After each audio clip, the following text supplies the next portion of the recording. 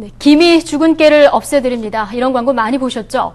암을 유발할 수 있는 중금속 수은이 기준치의 2,000배나 많이 함유된 화장품을 만들어 판매해온 일당이 경찰에 붙잡혔습니다. 이들은 이 화장품이 피부 미백과 아토피 질환에 효과가 좋다면서 비싼 값에 팔아왔습니다. 오늘 화장품 몇 종류나 쓰셨습니까? 성인 평균 하루 9가지나 되는데 몸에 직접 바르는 이 화장품들이 사실은 유해물질 덩어리라는 연구 결과가 나왔습니다. 남주현 기자가 400개 립스틱을 수거해 조사한 결과 모든 제품에서 납이 검출됐다고 밝혔습니다. 로레얼과 메이블린 등 유명 브랜드 제품이 포함된 가운데 한 제품에서는 납 검출량이 7.19ppm이나 돼 여러분이 사용하는 화장품의 숨은 비밀, 그동안 알고 쓰셨습니까? 눈의 라인을 또렷하고 선명하게 해주는 아이 펜슬. 아이 펜슬에 천천히 자석을 갖다 대자 눈매가 또렷해 보여요. 자석에 펜슬이 붙습니다. 아, 철이 있나? 우와. 아니, 잠깐만요. 잠깐만. 와, 이거 화장품의 비밀이. 이게 뭐야? 지금 그 성분이 있다는 건가요? 이 안에? 그리고 속눈썹을 길고 풍성하게 해주는 마스카라. 마스카라 역시 자석에 따라 안무하는데요. 이거 신기한데요? 이는 제품에 함유된 산화철 때문입니다. 이처럼 우리가 미처 몰랐던 화장품 속 화학 첨가물들. 야, 근데 철을 위해. 이것이 바로 화장품에 함유된 화학 첨가물들인데요.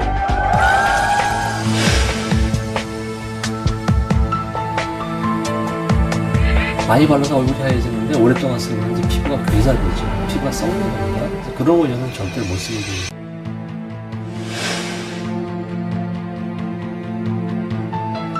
화장품은 이미지 산업이거든요. 어떤 원료가 들어갔다는 것에 대해서는 소비자들은 아주 민감하게 반응을 해요.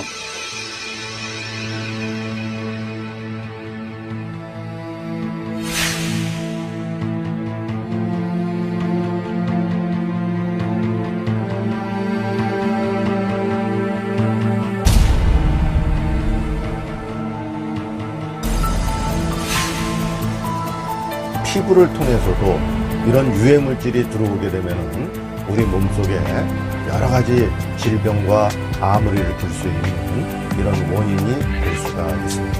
우리 피부의 피지막은 자연적으로 피부를 보호하는 역할을 합니다. 그런데 세안제 속 계면활성제가 이 피부막을 파괴해 오히려 필요한 각질과 유수분을 씻어내고 외부 침입을 용이하게 만듭니다.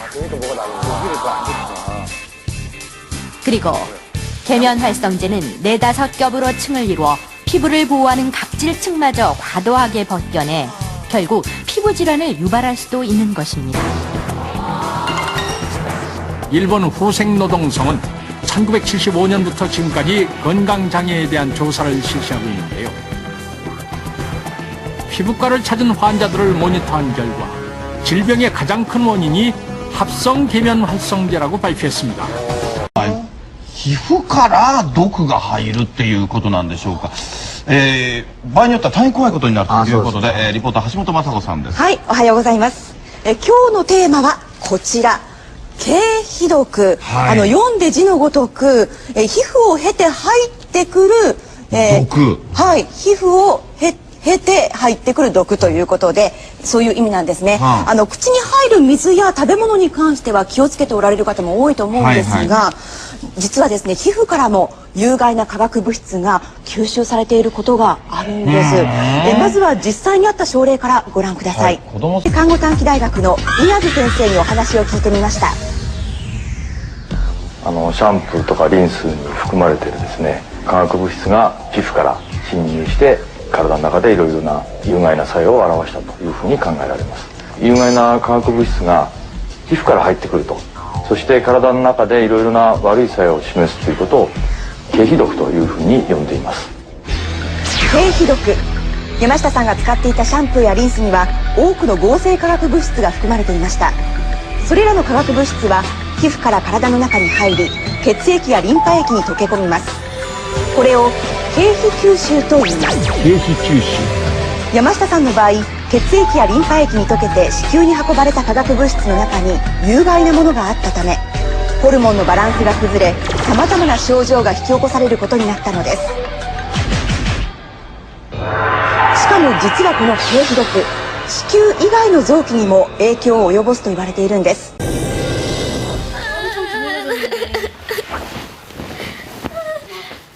보라는 지금 생리를 하고 있다. 찢어질 것 같아 진짜. 엄살로 보아 넘기기엔 이미 그 도를 한참 넘어선 것처럼 보인다. 누르지 마. 어디도 계속 아파? 어? 15살 때부터 지금까지 보라는 늘 이렇게 생리통을 앓아왔다. 이해할 수가 없어 아주. 아무도 이해할 수 없고 그렇다고 없앨 수도 피할 수도 없는 생리통은 여자이기 때문에 겪어야 하는 당연한 것일까?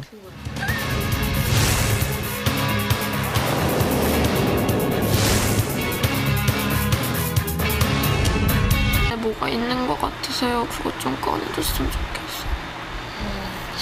자꾸 걔가 막 안에서 막 뛰어다니는 것 같아요. しかし、さらに深刻なのが子供への影響だと言われているんです。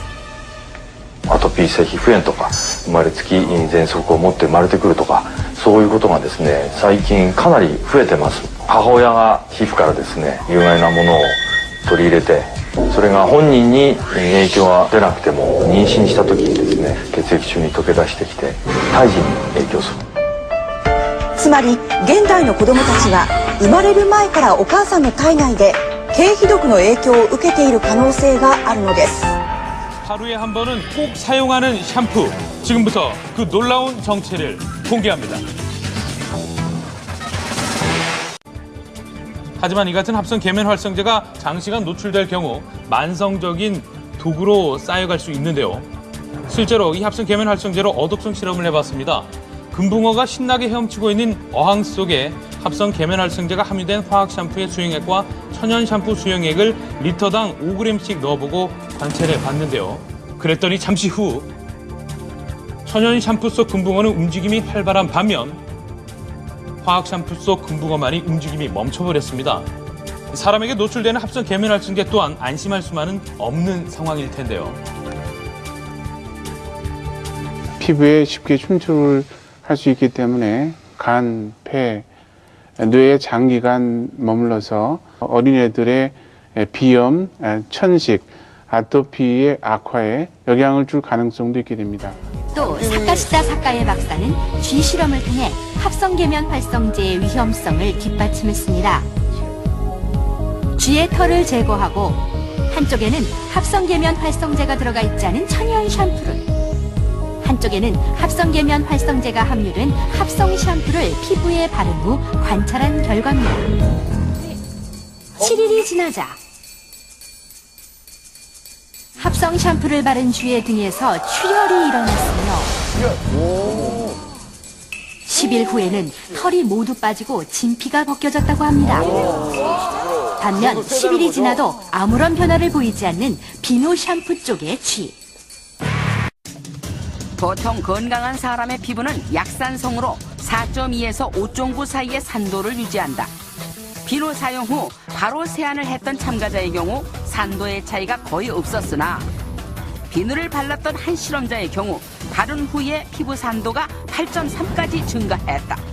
비누를 바른 참가자들 모두 약산성에서 알칼리성으로 피부 산도가 변했다.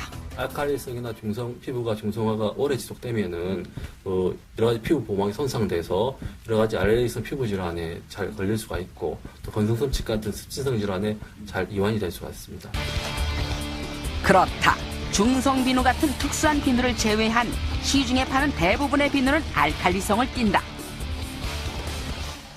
바르는 실험을 진행한 비누도 당연히 알칼리성. 이런 알칼리성 비누를 피부에 바르라고 했다니. 아니, 이걸 어떻게 바르라고요? 현대인들이 왜 암에 많이 걸리는지 알고 계십니까? 최근 말레이시아에서 발표된 논문에 의하면 여러분들이 아시는 대부분의 화장품 회사의 제품에 제품당 수가지에서 10여 가지의 발암물질이 들어있다고 보고된 바 있습니다. 그래서 현대인들의 암 발생률 증가에 매일같이 무심코 쓰는 스킨케어 제품들이 아주 커다란 역할이 되고 있다고 합니다. 화장품에 있는 화학 성분이 결국은 암을 일으키고 있는 원인이 되고 있다는 것이죠. 우리 예뻐지려고 쓰는 화장품들이 오히려 심각한 질환을 일으키고 있는 것입니다. 여러분과 자녀분의 건강을 위하여 지금이라도 천연 제품을 사용하십시오. 저와 저희 가족은 뉴스킨을 사용하고 있습니다. 화장품의 선택이 피부 건강에 정말 중요합니다. 여러분들이 모르는 유해 성분이 정말 많이 있습니다. 예를 들어 콜타르, 탈크, 알료, 트리에탄올라민, 파라핀, 폴리에틸렌 글리콜 등이 있습니다. 이런 유해 성분으로부터 안전한 스킨케어 제품을 사용하셔야 합니다. 왜냐하면 매일 사용하시는 것이기 때문입니다. 개인적으로 저는 뉴스킨을 권해드리고 싶습니다.